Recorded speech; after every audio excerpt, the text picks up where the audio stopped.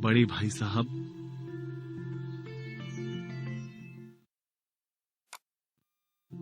बड़े भाई साहब के लेखक प्रेमचंद जी का जन्म बनारस के करीब लम्ही गांव में 31 जुलाई सन 1880 में हुआ था और 8 अक्टूबर सन 1936 को इनका देहांत हो गया। प्रेमचंद के बचपन का नाम धनपत राय था। प्रेमचंद जी ने अपनी जीविका चलाने के लिए स्कूल मास्टरी, इंस्पेक्टरी और मैनेजरी की। इसके अलावा इन्होंने उर्दू में गुलाब राय और हिंदी में प्रेमचंद नाम से लेखन किया। इसके अलावा इन्होंने हंस और माधुरी जैसी पत्रिकाओं का संपादन किया। प्रेमचंद जी कहानी और उपन्यास के सम्राट थे। इनकी पहली साहित्यिक रचना उर्दू कहानी संग्रह सोजे वतन थी। इन्होंने जितनी भी कहानियां लिखी वे सब मानसरोवर शीर्षक से 8 खंडों में संकलित हैं। इसके अलावा प्रेमचंद जी ने प्रमुख उपन्यास लिखे जैसे गोदान, गबन, प्रेमाश्रम, सेवा सदन आदि। बड़े भाई साहब पाठ में प्रेमचंद जी ने शिक्षा के तौर तरीकों पर व्यंग करते हुए शिक्षा प्रणाली को अव्यवहारिक बताया है। बड़े भाई साहब पाठ से हमें किताबी पढ़ाई को केवल रटकर नहीं अपितु व्यवहारिक जीवन में उतारने की शिक्षा मिलती है।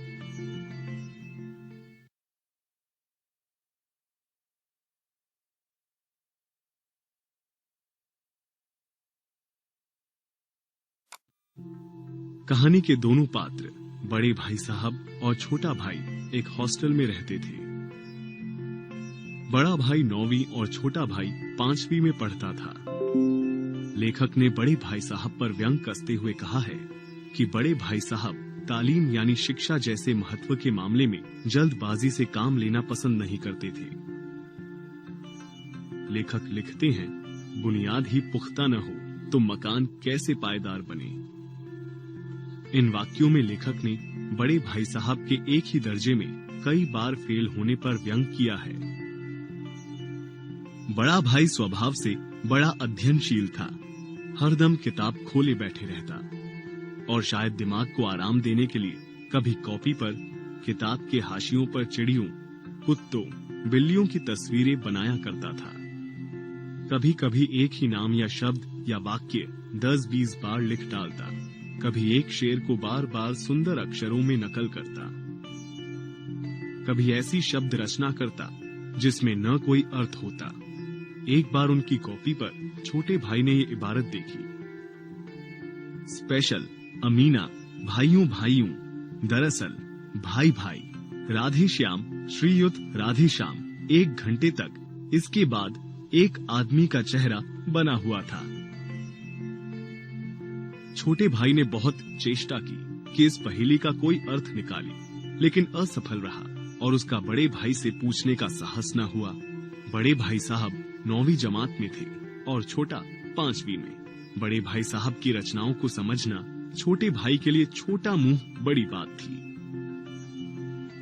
छोटे भाई का मन पढ़ने में बिल्कुल नहीं लगता था, इसलिए खेलने बाहर मैदान में आ जाता। लेखक कहते हैं, कमरे में आते ही भाई साहब का वो रुद्र रूप देखकर छोटे भाई के प्राण सूख जाते। उनका पहला सवाल ये होता, कहाँ थे? हमेशा यही सवाल इसी ध्वनि में हमेशा पूछा जाता था और इसका जवाब छोटे भाई के पास केवल मौन होता। छोटा भाई मौन में ही कह देता था कि उसे अपना अपराध स्वीकार है और बड़े भाई के लिए उसके सिवा और कोई इलाज न था कि स्नेह और रोष से मिले हुए शब्दों में बड़े भाई का सत्कार करे। और बड़ा भाई छोटे भाई से कहता, इस तरह अंग्रेजी पढ़ोगे तो जिंदगी भर पढ़ते रहोगे और एक हर्फ भी नहीं आएगा। और इस तरह बड़ा भाई छोटे भाई को बहुत लताड़ता। ये लताड़ सुनकर छोटा भाई आंसू बहाने लगता। इस लताड़ के फल स्वरूप छोटा भाई सोने, उठने, पढ़ने, खाने और खेलने का टाइम टेबल बना तो लेता, लेकिन उस पर अमल न कर पाता और फिर से खेलने चला जाता और टाइम टेबल और पुस्तकें सब भूल जाता। इससे फिर से बड़े भाई साहब को नसीहत और फजीहत करने का मौका मिल जाता। एक तरफ बड़े भाई की डांट और दूसरी तरफ खेल के मोह में फंसे छोटे भाई की स्थिति का वर्णन करते हुए लेखक बताते हैं, जैसे मौत और विपत्ति के बीच भी आदमी मोह और माया के बंधन में जकड़ा रहता है। छोटा भाई फटकार और घुड़कियां खाकर भी खेल कूद का तिरस्कार न कर सकता था। सालाना इम्तिहान हुआ तो बड़े भाई साहब फेल हो गए और छोटा भाई दर्जे में प्रथम आया। अब छोटे भाई और बड़े भाई साहब के बीच में केवल 2 दर्जे का अंतर रह गया। छोटे भाई के जी में आया भाई साहब को आड़े हाथों ले, लेकिन बड़े भाई इतने दुखी और उदास थे कि छोटे भाई को उनसे दिली हमदर्दी हुई और छोटे भाई को उनके घाव पर नमक छिड़कने का विचार ही लज्जास्पद जान पड़ा। अब छोटे भाई को ये लगा कि बड़े भाई साहब का उस पर वो रौब न रहा और वो जो चाहे करने के लिए आजाद है। लेकिन एक दिन जब छोटा भाई भौर का सारा समय गुल्ली डंडे की भेंट कर वापस लौटा तो बड़े भाई साहब ने छोटे भाई को खूब सुनाया और कहा, महज इम्तिहान पास कर लेना कोई चीज नहीं, असल चीज है बुद्धि का विकास। बड़े भाई साहब के इस कथन से लेखक ये स्पष्ट करना चाहती हैं कि शिक्षा का उद्देश्य केवल इम्तिहान में अच्छे नंबरों से पास होना नहीं, अपितु शिक्षा पर अमल करते हुए बुद्धि का विकास करना है।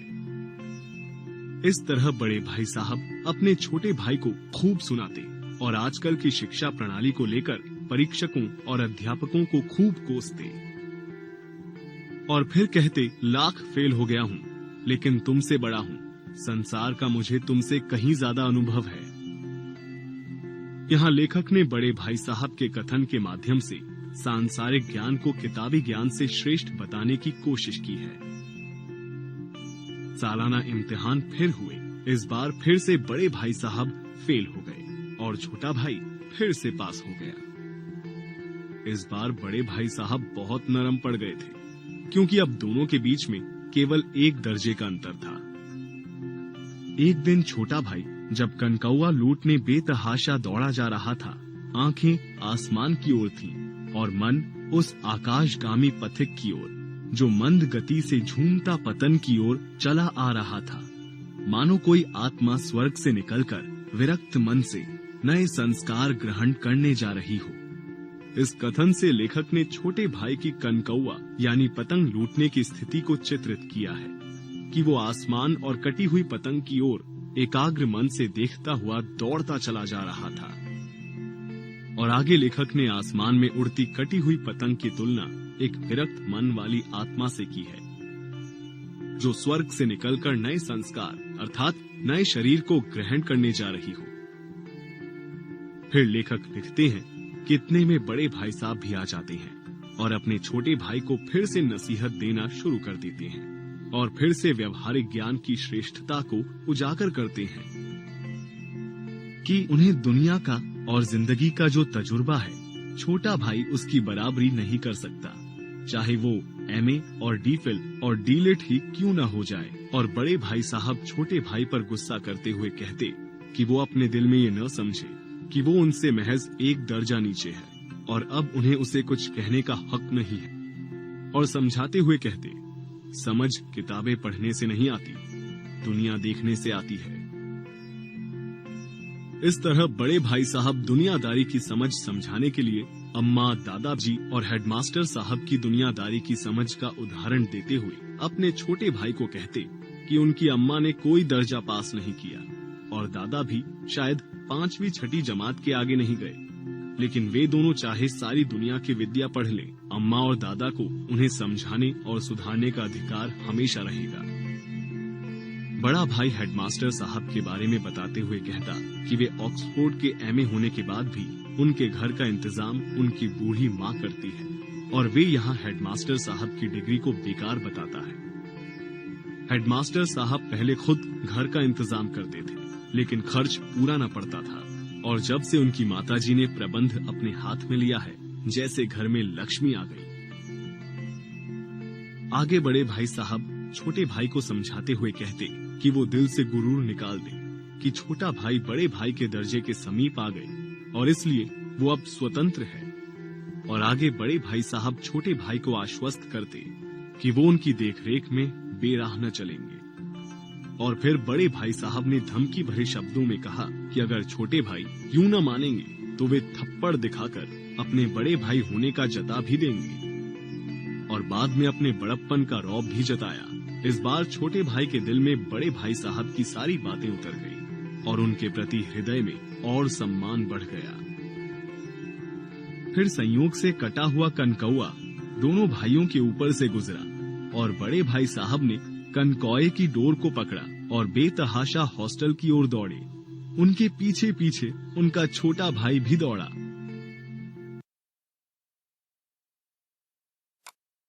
आइए अब इस कहानी के दो मुख्य पात्रों के बारे में जान लें।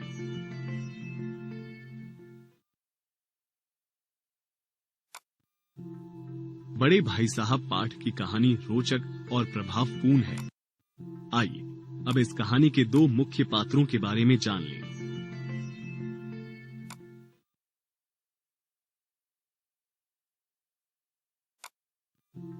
बड़े भाई साहब अध्ययनशील थे, हरदम किताब खोले बैठे रहते थे। वे परिश्रमी और अनुशासन प्रिय थे। कोर्स का एक एक शब्द चाट गए थे। 10 बजे रात तक इधर, 4 बजे भोर से उधर, 6 से 9:30 तक स्कूल जाने के पहले। बड़े भाई साहब को अपने बड़प्पन का एहसास था। वे अपने छोटे भाई से कहते, मैं तुमसे 5 साल बड़ा हूँ और हमेशा बड़ा रहूंगा।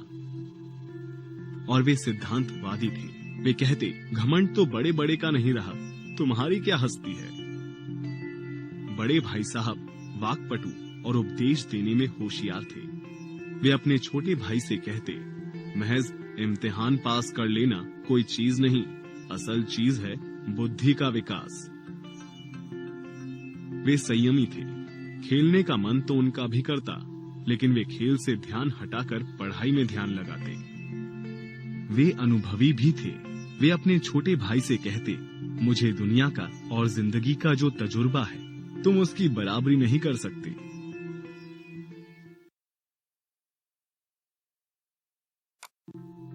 छोटे भाई को मस्ती करना, खेल कूद, सैर सपाटे में मस्त रहना पसंद था। मौका पाते ही हॉस्टल से निकलकर मैदान में आ जाता और कभी कंकरियां उछालता, कभी कागज की तितलियां उड़ाता। छोटे भाई के मन में अपने बड़े भाई साहब के लिए आदर था। वो उनके हुक्म को मानना अपनी शालीनता समझता था। जब भी बड़े भाई साहब पूछते कहाँ गए थे, तो बिना झूठ बोले सच बता देता।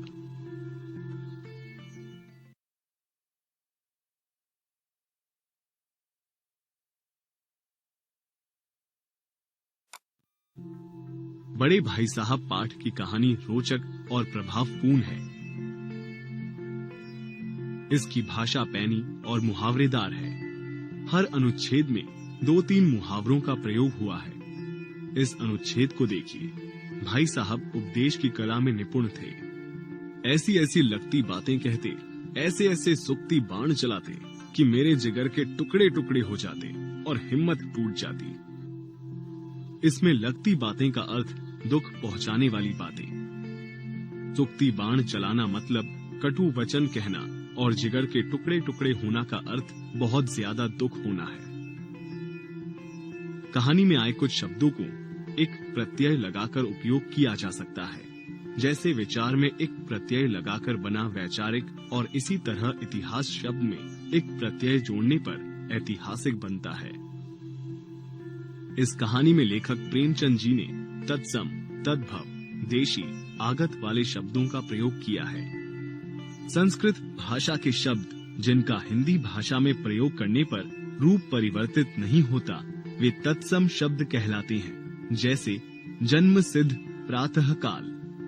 संस्कृत भाषा के शब्द जिनका हिंदी भाषा में प्रयोग करने पर रूप बदल जाता है, उन्हें तद्भव शब्द कहते हैं, जैसे आंख, पन्ना। वे शब्द जो स्थानीय भाषा के शब्द होते हैं, ये देश की विभिन्न बोलियों से लिए जाते हैं, जैसे दाल भात, फटकार। और आगत शब्द विदेशी भाषाओं जैसे इंग्लिश, उर्दू, फारसी से लिए गए शब्द होते हैं, जैसे पोजीशन, फजीहत।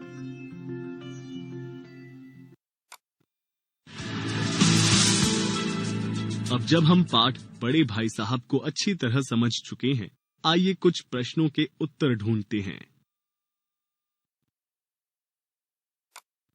नीचे दिए गए अंश को पढ़िए और सही विकल्प को चुनकर इसका उत्तर दीजिए। इम्तिहान पास कर लेना कोई चीज नहीं, असल चीज है बुद्धि का विकास। इस अंश का मुख्य भाव क्या है? सही विकल्प को क्लिक करके सबमिट पर क्लिक करें।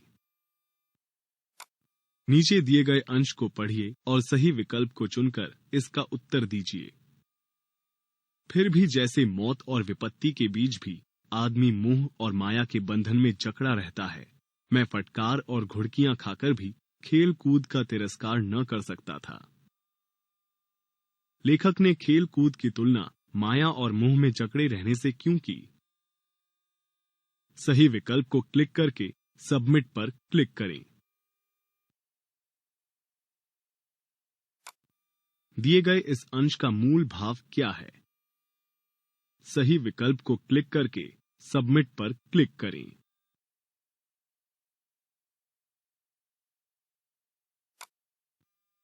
यहां मौत और विपत्ति की तुलना किससे की गई है?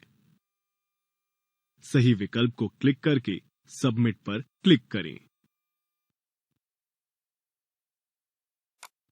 नीचे दिए गए अंश को पढ़िए और सही विकल्प को चुनकर इसका उत्तर दीजिए। आंखें आसमान की ओर थीं और मन उस आकाशगामी पथिक की ओर जो मंद गति से झूमता पतन की ओर चला आ रहा था, मानो कोई आत्मा स्वर्ग से निकलकर विरक्त मन से नए संस्कार ग्रहण करने जा रही हो। लेखक ने आकाशगामी पथिक किसको कहा है? सही विकल्प को क्लिक करके सबमिट पर क्लिक करें। दिए गए इस अंश कोई आत्मा स्वर्ग से निकलकर विरक्त मन से नए संस्कार ग्रहण करने जा रही हो का मूल भाव क्या है? सही विकल्प को क्लिक करके सबमिट पर क्लिक करें।